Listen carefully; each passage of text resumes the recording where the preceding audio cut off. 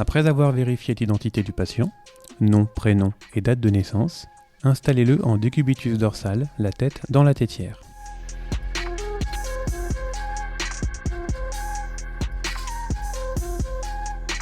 Se centrer sur le tragus avec le laser axial interne. Vérifiez que le laser latéral se trouve à mi-épaisseur de la région cervico-thoracique et que le laser longitudinal est placé sur le plan sagittal médian. Pensez à fermer les portes de la salle d'examen afin d'assurer les règles de radioprotection et à réaliser une friction au gel hydroalcoolique. Sélectionnez votre patient dans la worklist, puis cliquez sur Sélection patient. Vérifiez les informations préenregistrées et complétez le poids et la taille.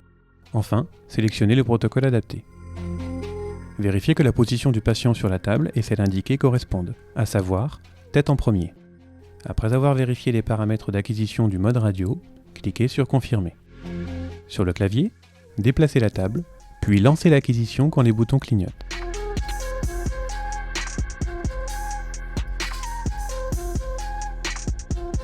Et répétez pour l'obtention du profil.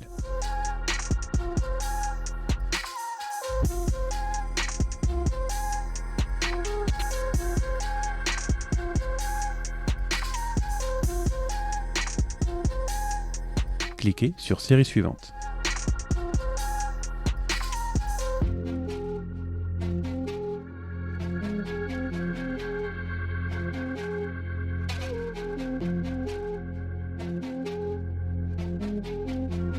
Positionnez la première acquisition sur le thorax, des apex pulmonaires sur les modes radio de face et de profil, jusqu'aux cul-de-sac pleuraux latéraux sur le mode radio de face et postérieurs sur le mode radio de profil.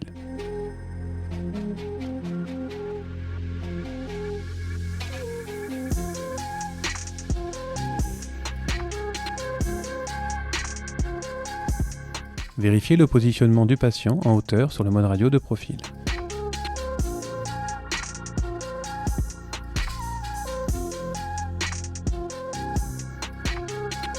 Positionnez ensuite la seconde acquisition sur la région ORL, du sinus phénoïdal au médiastin sur le mode radio. Pensez à bien resserrer la zone de reconstruction latéralement pour améliorer la qualité image.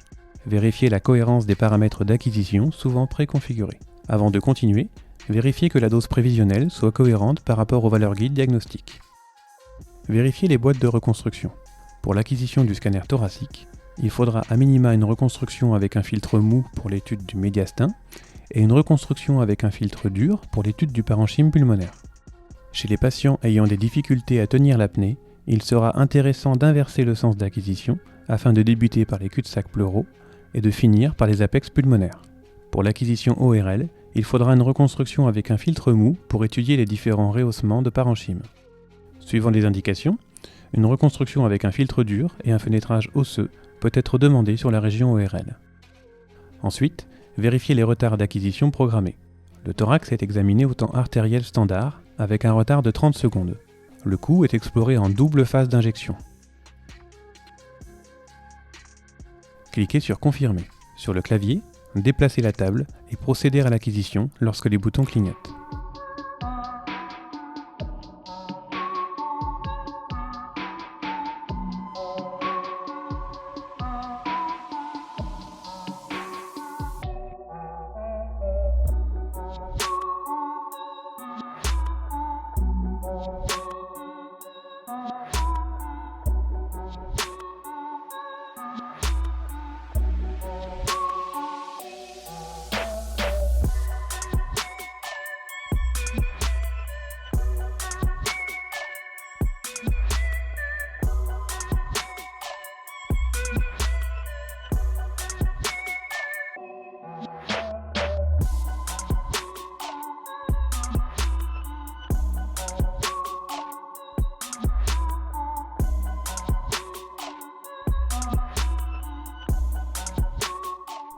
Une seconde injection de faible volume est programmée 20 à 25 secondes avant l'acquisition.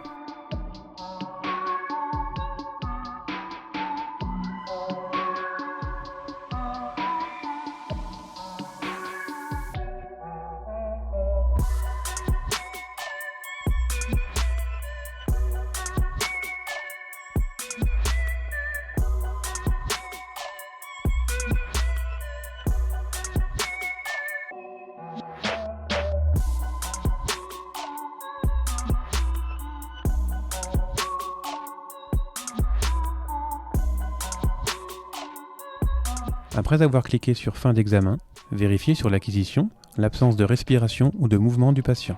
Vous pouvez réaliser des reconstructions multiplanaires selon les plans demandés par le radiologue.